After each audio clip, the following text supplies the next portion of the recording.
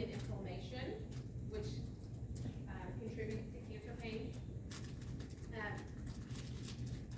Tamoxifen is an estrogen antagonist. So tamoxifen blocks and antagonizes estrogen that's released from the ovaries. So for those are from people who have estrogen-driven cancer, we can give them tamoxifen for that. You don't need to know these, but there's also some androgen agonists, glutamide, that are going to block male sex hormones that feed cancers like prostate cancer. And then this gonadotropin-releasing hormone analogs, these are really interesting. They can stop the release of testosterone in men and estrogen in women. So we can use these for prostate cancer, testicular cancer, as well as breast cancer, ovarian cancer, and uterine cancers. So prednisone, we mentioned this hormone. You are going to need to know prednisone, and not just for this lecture. There's 7 lectures throughout this semester and next semester where you're going to be introduced to prednisone or get familiar with prednisone. It's a very common drug. We use it for lots of reasons. So it has both short-term and long-term side effects. Some patients can take this for months, even years. And there's a few things that you'll want to know about this. So first, it's going to increase the serum glucose of the patients. So this is a synthetic version of a hormone that's produced by the adrenal glands. And the number one thing that it does is increase that glucose level. So these patients may need insulin or they're on this medication, but does that mean they're diabetic? No. So if you tell a patient that they need to be on insulin, they may become very worried that they're diabetic now. So teaching point for them, that doesn't mean that they're diabetic, doesn't mean that they're going to need coverage forever, but while they're on this medication, they may need to take insulin. A long-term side effect of being on prednisone is that it's an immunosuppressant. And sometimes we can use that to our benefit. So like the treatment of some leukemia, we might use it for that. It can also cause weight gain. So this picture, this is a little girl. This is the same little girl. So prior to steroids, after steroids, you see that moon face that they get. And I see this on like pediatric cancer patients. You'll see they look like completely different kids. And it's because they're on the steroid. We can also utilize this as an appetite stimulant for patients that are experiencing anorexia. They don't have very much of an appetite, so we can use this as an appetite stimulant for them as well. So we can use this for lots of different reasons in lots of different cancers, yes. Is the weight gain permanent as well, or is that No. temporary? Yeah, it can be temporary. Okay, so tamoxifen. So tamoxifen targets cancers that have tumors that need estrogen to grow. So if a patient has breast cancer that is estrogen receptor positive, meaning that that breast cancer is growing by using estrogen, we can block those receptor sites so that the ovaries are going to go ahead and make the estrogen, but we give this tamoxifen and it's going to block that estrogen so it can't enter the malignant cells of the tumor to help with the growth of that tumor. Okay? So this will put our patients in what's called a chemical menopause. It doesn't just block the estrogen receptor in that malignant cell tumor, it also blocks those receptors all throughout the body as well. So it can be really difficult for patients to tolerate this treatment. And so we have to do a lot of teaching about the signs and symptoms that are going to come once these patients start taking tamoxifen. Is it reversible? Some patients will take it until they reach the age of menopause because they have cancers that are growing because of this estrogen. So I did hear a story when I first learned about this medication of a woman who wanted to have kids and she never thought she would be able to, and the doctor said it would be impossible after taking this medication, and she was actually able to conceive a child after a medication. So very patient dependent, I think, and case dependent. So things that can develop a rash, hot flashes, they can have swelling, depression is going to be a big one for these patients. So really teaching needs to be done very, very well for these patients about these side effects.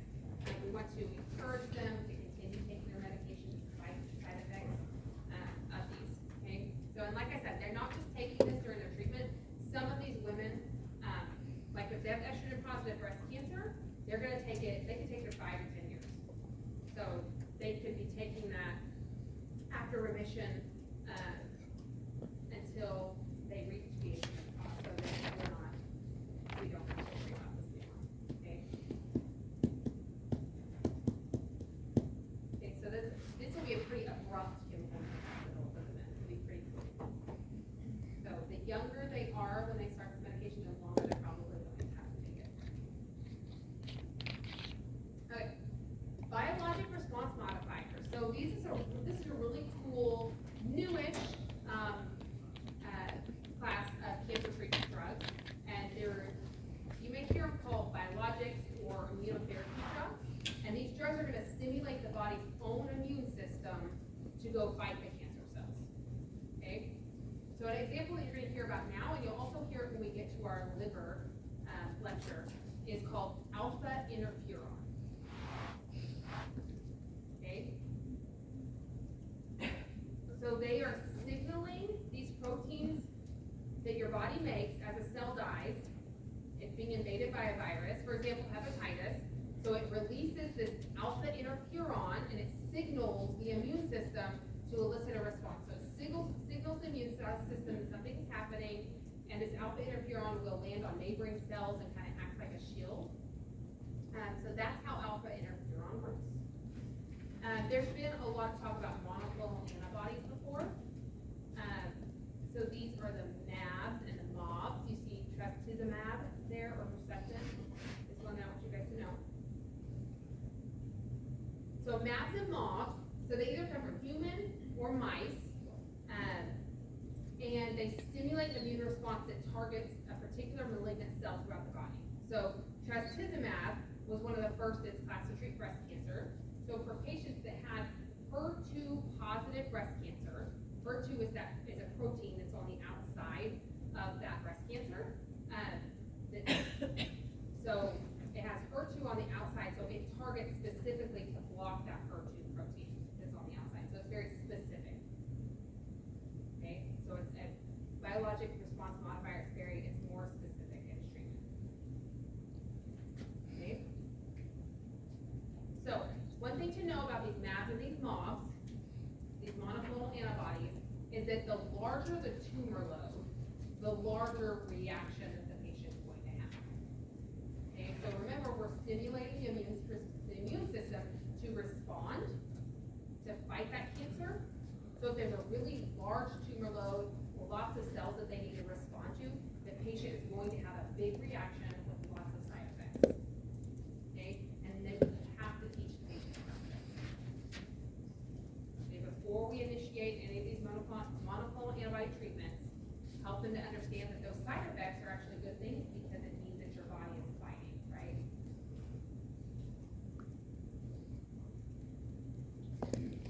So when we're using these biologics, these patients can have flu-like symptoms. Okay, they're triggering their immune response again. So fatigue, fever, chills, muscle aches, and we can prophylactically treat these with Tylenol. Okay, prophylactically treat with Tylenol. So we know that they're going to be taking these biologic response modifiers. We can go ahead and start them on Tylenol before we get any of these symptoms. Okay, we don't want to wait until after treatment is started. Okay, because then it takes a longer time to get that under control if you've done it after it's already started, but prophylactically we want to start treating them. One consideration for these patients is called capillary leak syndrome and their complications.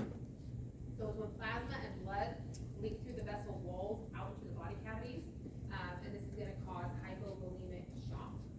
So for these patients with anxiety. So just note that there's a concern of using these biologics.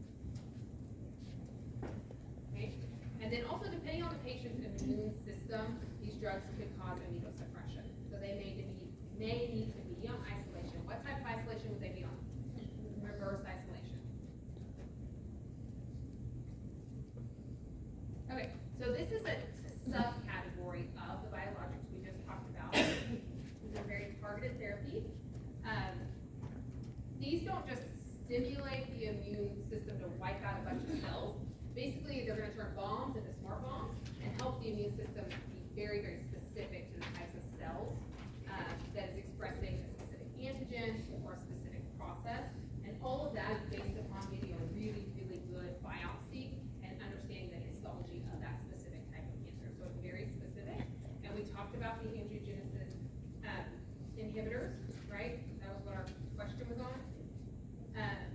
So angiogenesis inhibitor is a type of targeted therapy. Bevacizumab is in that, or Avastin. And that bevacizumab was the first in its class for colorectal cancer. So it's a really big breakthrough treatment. I think it was on the cover of Time magazine when it came out. It's a big deal.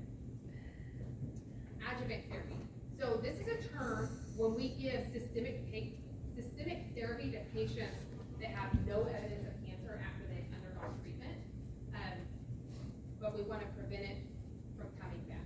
So they've had surgery, we don't see that they have any cancer cells, we've got really great margins, but we're going to do some adjuvant therapy just to make sure, and this is systemic, just to make sure that that cancer doesn't come back.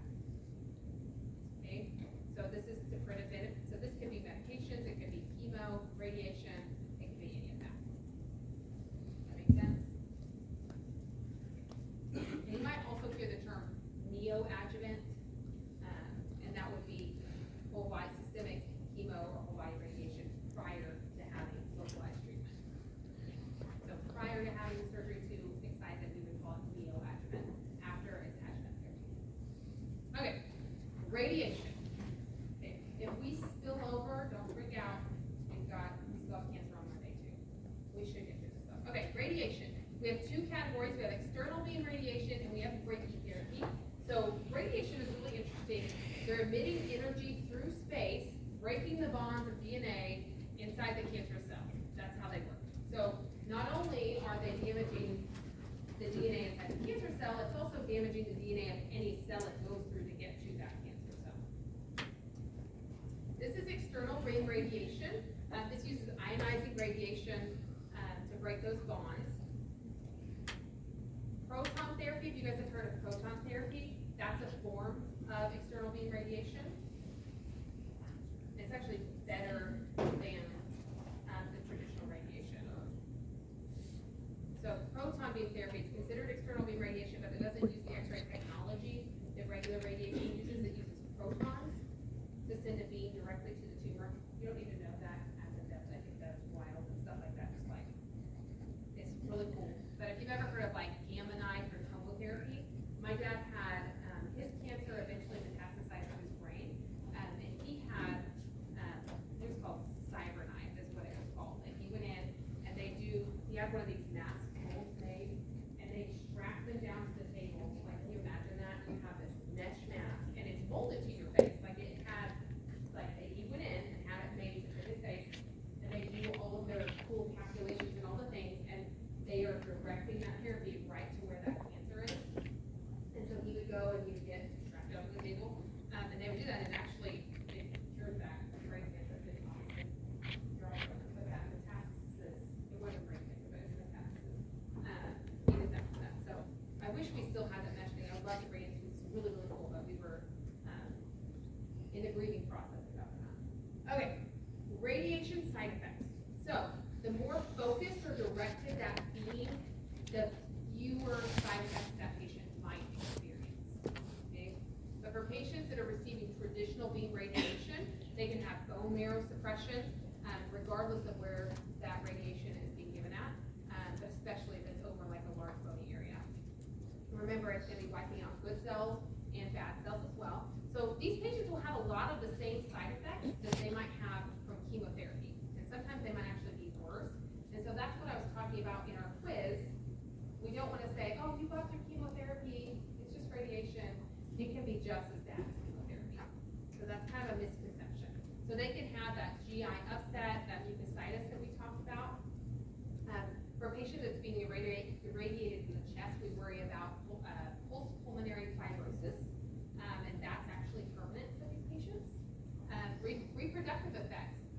For patients that are receiving radiation, that may affect their ovaries or testicles, especially if they're younger, they're going to have to start making decisions on potentially harvesting eggs and sperm and that kind of thing if they want to think they might want to have children later in life. So that's a consideration for some of these patients. We're going to talk more about skin reactions and death in a minute, but we'll get there. Okay. So never minimize the effects of radiation, okay? So radiation, this woman had esophageal cancer and she was receiving external beam radiation to help treat that cancer.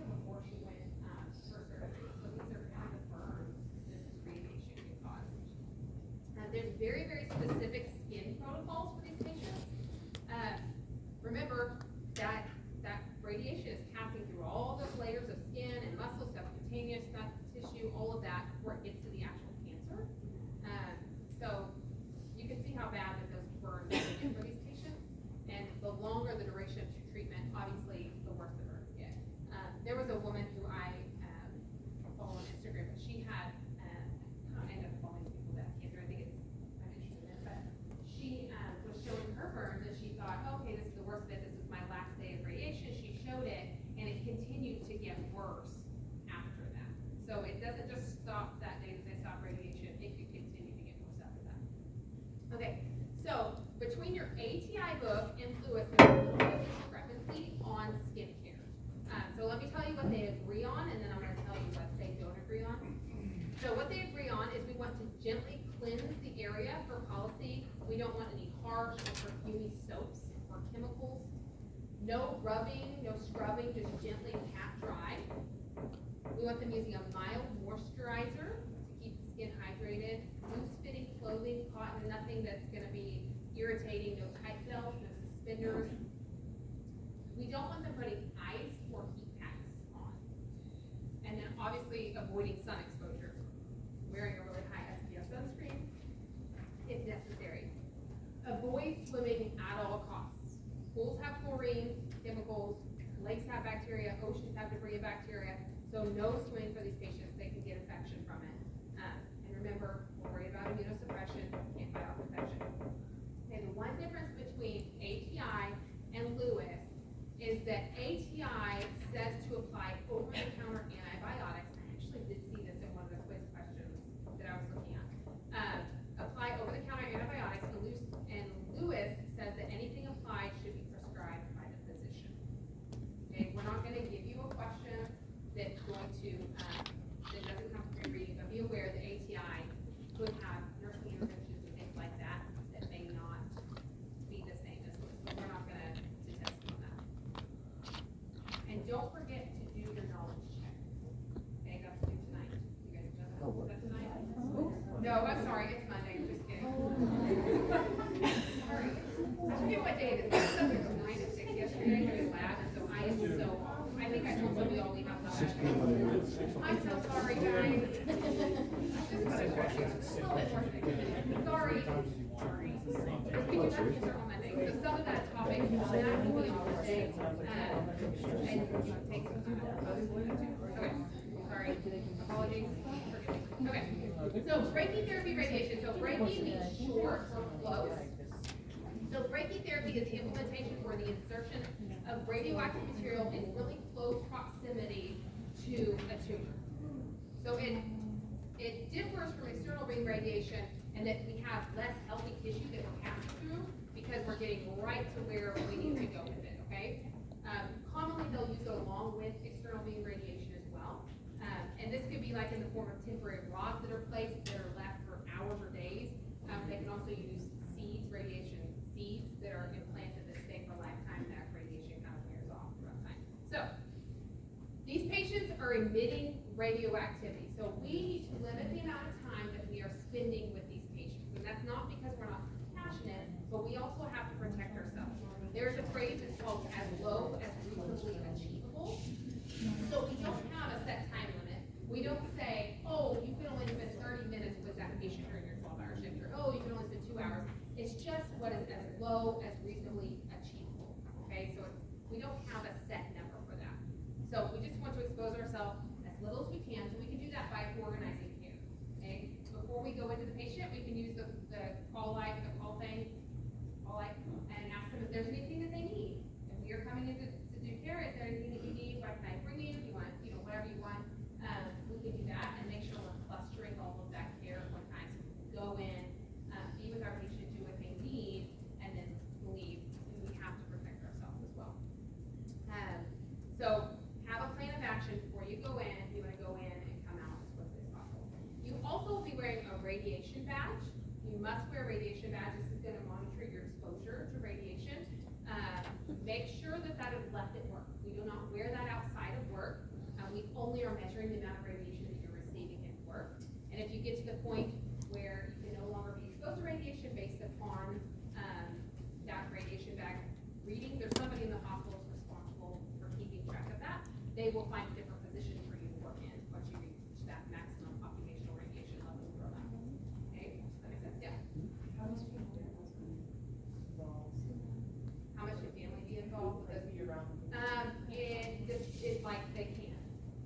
tell you, sometimes they will have like, you have to stay a certain distance away from the patient, or like my sister wasn't allowed to visit my dad when he had a certain kind of, she was pregnant.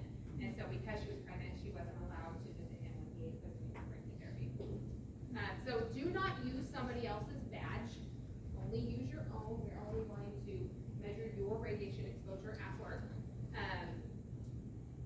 And there's this woman's wearing a lead apron and a thyroid collar, so every time she goes in, we have to use all of that protective equipment. We have to use shielding and time. So shielding and time are a big deal. Okay, so this image is a patient who had low-dose radioactive seeds or pellets placed. So these little metal pellets have radioactive material inside. They're placed, and these are the ones that stay for a lifetime. The radioactivity is going to diminish as time goes on, but they're not going to go in and retrieve these and take these out. Okay. So the radiation oncologist is going to give specific orders or instructions or things that this patient may need to do differently, especially in the first few weeks and days, because the radiation level is higher. But it's still considered a pretty low level of radiation to caregivers. Some, they need to be isolated. They may need to use a different restroom. When my dad had these placed in his liver, I believe that's where it was, they did it in interventional radiology, and then some of the doctor's orders for my mom was that she needed to stay 3 feet away from him, and her back, if they were any closer than that, her back needed to be turned toward him. So really specific stuff like that. They weren't supposed to be riding in a car together, but y'all will find out about my mom later. She don't care. She did. They weren't supposed to be sleeping in the same bed for 2 to 3 weeks after that happened. And like I said, my sister was pregnant, and she wasn't allowed to visit during that first 2 to 3 weeks because she had a rapidly developing baby in her belly. Okay, so this picture, this patient has temporary implanted rods. I mentioned those earlier, and these rods make the patient a really high source of radiation. So these patients will be admitted to an oncology floor for several days. They might receive an epidural, probably going to receive an epidural so that they can't feel or move anything below the waist. They're given a bunch of meds to ensure that like bowel movement's not going to happen.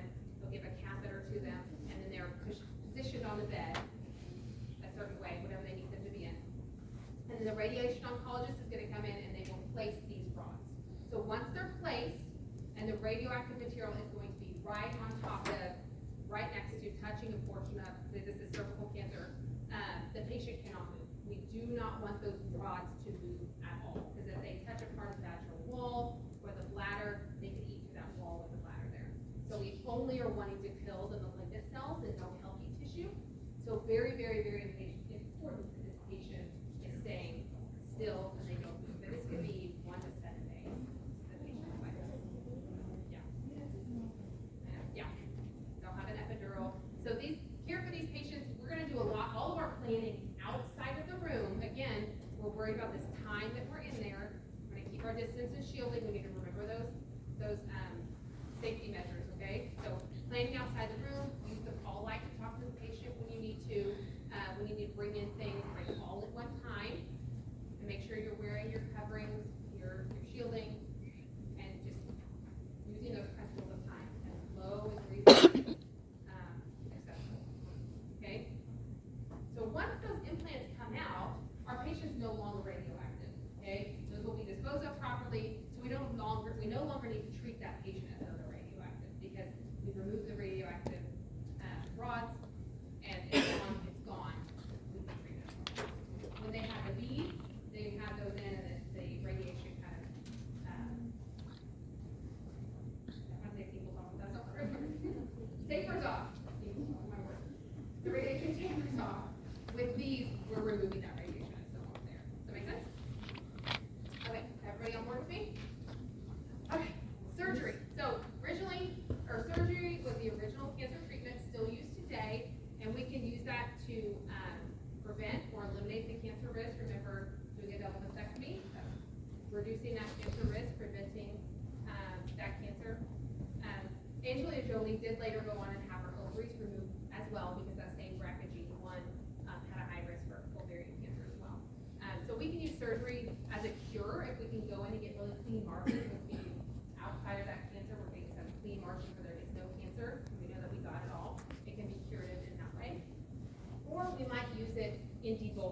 may have to go in and take out some of the cancer so that maybe other therapies might be more effective. Or debulking can also be used for palliative measures. So we might go in, find the cancer spread too far, and then we will try to take a majority of the cancer or debulk it a little bit, knowing that we're leaving some cancer there, but it might give this patient, give them a little more time, and get them out of pain. So give them some comfort here using surgery. Complications of cancer.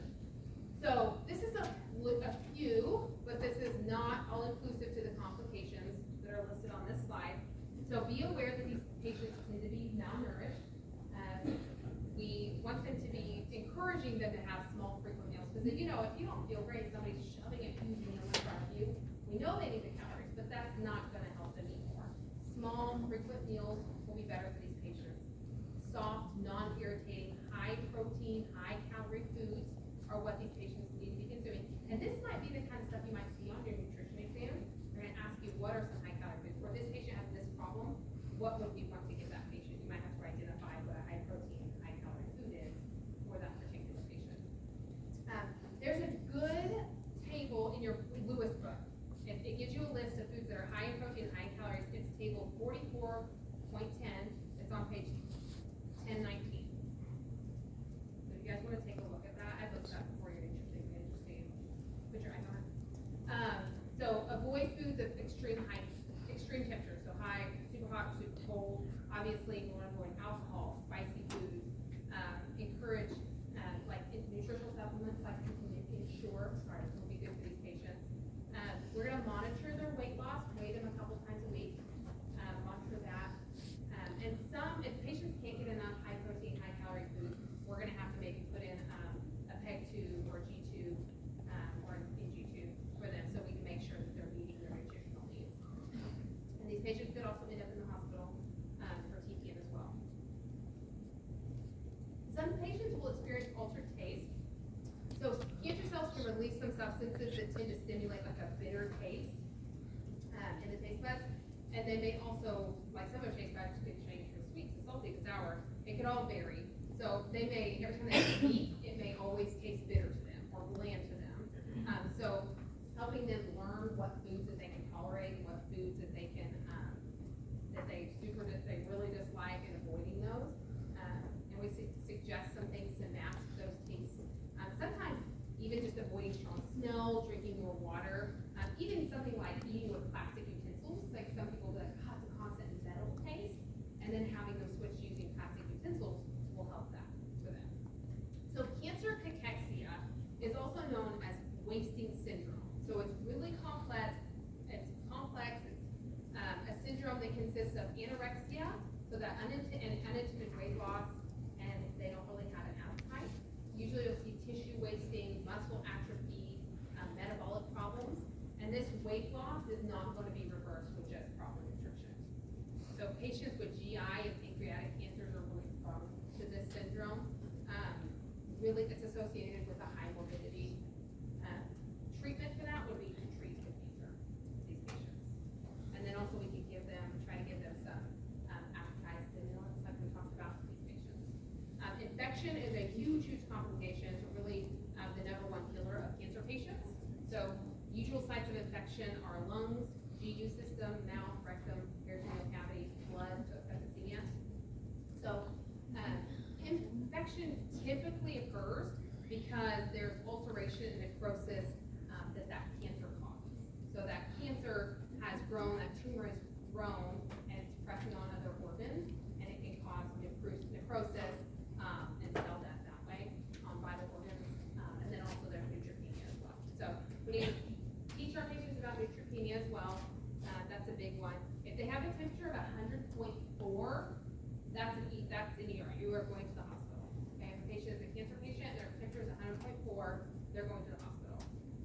That's considered an emergency for these patients, and these patients be expedited to the ICU. Treatment goals. So this is a figure from your book, figure 16.8 from your Lewis textbook. When we talk about cure means there are no traces of the cancer after treatment, and that the cancer will never come back. That's when I say cure, that's what that means. So when we use the word remission, That means signs and symptoms of cancer are reduced. It can be partial or complete. So this is like if there's complete remission, all signs and symptoms of cancer disappear. And so if someone remains in complete remission for 5 or more years, doctors may still say that you're cured, but some cancer cells can still remain in your body for years and years after treatment. According to the National Cancer Institute, most cancers return within the first 5 years after treatment, but there's still a chance after that 5 years that cancer could still return. So for that reason, most doctors will say that there are no signs of cancer at this time. Kind of avoid the word cure. There are no signs of cancer at this time, instead of saying you're cured. Okay? Patients are monitored for years and years and years after cancer treatment. When my dad had cancer, the first time I was in 2nd grade, and he would go every single year after he had his treatment, he would go every single year to have that whole stressful monitoring to make sure that the cancer was still gone. Okay, prevention. I think you guys can probably look at it a lot of this on your own. Cancer prevention, from our little slide we know, or from our quiz, we know that healthy exercise, maintaining normal body weight, reducing our exposure to carcinogens. We know all this stuff, right? Sleep, nursing students need 6 to 8 hours of sleep a day. We're not helping y'all with that one, I know. Manage your stress well. So know all these. 7 warning signs of cancer. They use the acronym CAUTION to help you. So a change in bowel habits, a sore that doesn't heal, unusual bleeding or discharge, thickening in the lumbar breast, testicle, or elsewhere, indigestion, difficulty swallowing, obvious change in a wart, mole, sore mouth, or sore mouth sore, or a nagging cough or hoarseness. So all of these signs, these are warning signs of cancer, and a lot of these things patients will put up, like, oh, I'm just hoarse from whatever, or I don't know. Patients tend to put stuff off. They don't want to know what's happening, I think. So if you ever have a patient that kind of mentions something like this, we may need to investigate these further, okay? And you guys already answered that one. Okay. Any questions on this material? Okay, we still have cancer pain to talk about, but I'm gonna not. And we'll talk about that on